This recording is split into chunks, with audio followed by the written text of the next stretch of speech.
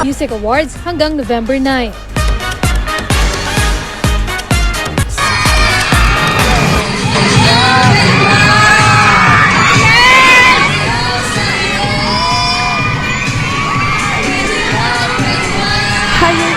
Magandang hapon po sa inyo.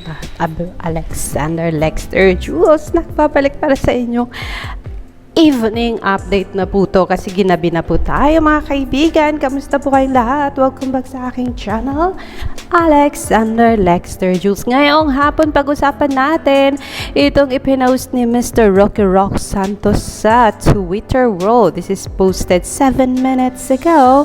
And yes, ipinost niya ang pagka-feature muli ni Maymay Entrata sa TV Patrol. And yes, sa makita ninyo, talagang hands-on itong si Owen Sarmiento, Rocky Rock Santos na parabang anak nila itong si Maymay na talagang kaliwat kanan ang pag-post ng mga magagandang clip na gaya nito. Thank you TV Patrol at patuloy niyo pa rin sinasabi sa mga viewers ninyo na patuloy pa ang botohang nangyayari sa MTVM. Yes, totoo po kayo, TV Patrol, na patuloy na pinag-uusapan ang pwede ba? Hindi dahil sa bagong single ito ni Maymay, kundi dahil talagang in-exert lahat ng effort ng glam team at ng production team at nabuo ang isang napakagandang music video. At of course, hindi pwedeng magiging magandang music video lang yan kung wala ang kabugerang boses ni Maymay Entrata. Yun ang pinaka main ingredient sa recipe ng music video ni Maymay.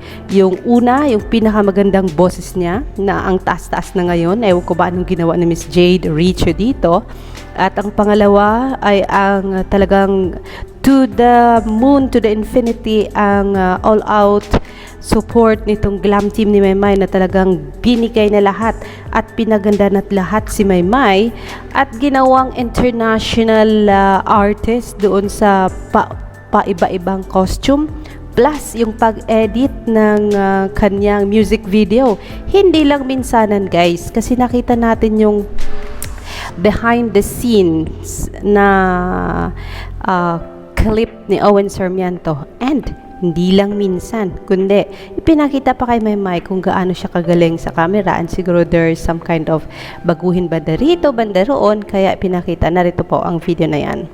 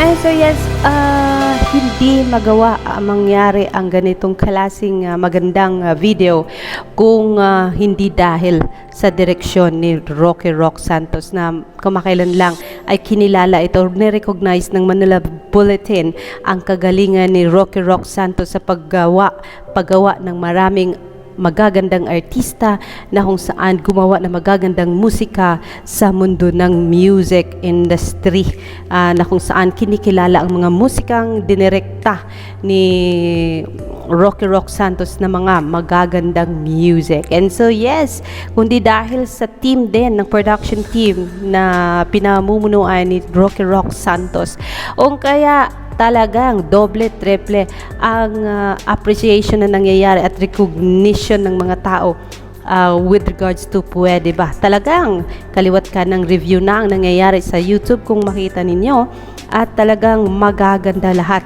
ang mga sinabi ng mga nagre-review. Nako naman!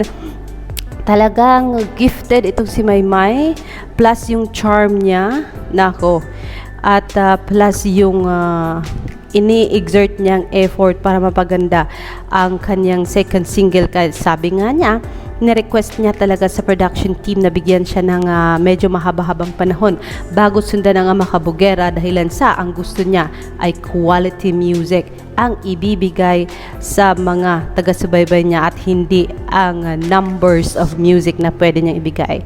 She is more on quality music and standard music na ibibigay na talagang pang international, hindi lang pang Pilipinas. Kaya nga tinagurian siya ngayong P-pop queen ng bansa, at siya rin daw ang nakita ng mga tao na sumunod sa yapak ni Sarah Geronimo, Sarah G, na kung saan pinagsasabay ang pagkanta habang sumasayaw. And so yes, grabe Inday, Maymay. At hindi lang yan, kasi ang mga suporta ng mga nagmamahal sa'yo ay hindi basta-basta. Talagang yung solids mo, yung may solids mo sa Twitter, araw-araw na lang merong trending party. Gusto mo pangalanan ko? Una, Maymay Dreamers. Pangalawa, Mita Rezon, Vote Maymay on MTV Emma, yung mga ganyang Shinami, Michelle, sino pa ba? Si Michelle is for Edward. Be Real, ayan, yan yung mga account Maymay na talagang diehard sa'yo. RC Alcantara, hindi na yata natutulog si RC from work, at pagkatapos magtrabaho or habang nagtatrabaho, nako, grinding sa Twitter para lang makipag Twitter party. Nako, Mitch, ito si Mitch, pinag-post itong post ni Owen Sarmiento from Real. So dito natin nakikita ang pagmamahal na kalasing, sabihin nating unconditional, kasi kahit kaliwat kanan yung bashing kay Maymay, pero yung mga taga-suporta ni Maymay, naks, lalong palaban at lalong pinoprotektahan si Maymay Entrata. Yes, mga kaibigan, yan muna ang ating update, kasi eto na naman si Alexander, na miss na naman ang boses niya. Kung kaya sa buong araw na nakahiga ako at gumawa lang ng video na talagang walang boses, sabi ko, hindi ko narinig ang boses ko ngayon. Kailangan ko na yatang magwaragwag, naks. Kailangan ko na yatang basahin itong mga sinabi ng mga followers ni Maymay. Sabi ni Mrs. Forthright, isang word ang gusto niyang ibigay kay Maymay: sultry.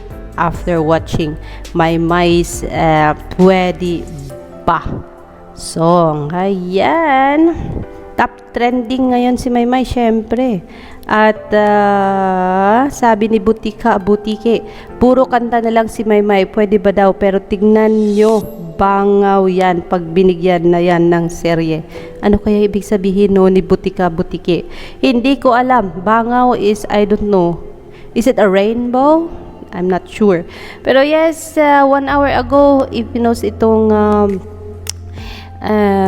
pag-feature ng TV Patrol Kamay-may. Yung kaya, heto tayo at i-share ito sa ating bahay para malaman ng mga taong hindi nakapanood ng pag-feature na yan kay Maymay Entrata na sumusubaybay sa ating channel kung anong nangyayari. But yes, mga kaibigan, I have so much to talk about. Not just itong behind the scenes at pag-feature ng ABS-CBN kay Maymay, but then itong isang malaking bagay na nangyari ngayong araw. Today is Sunday, remember? And it is I Want Us Up Day. And I want to talk about that on the next video, mga kaibigan. For now, this is Alexander Lexter Jules. Magandang hapon po sa inyong lahat, mga kaibigan, mga kapamilya, mga Kamay-may Solids, and mga Kamay Word Flyers. See you in a bit!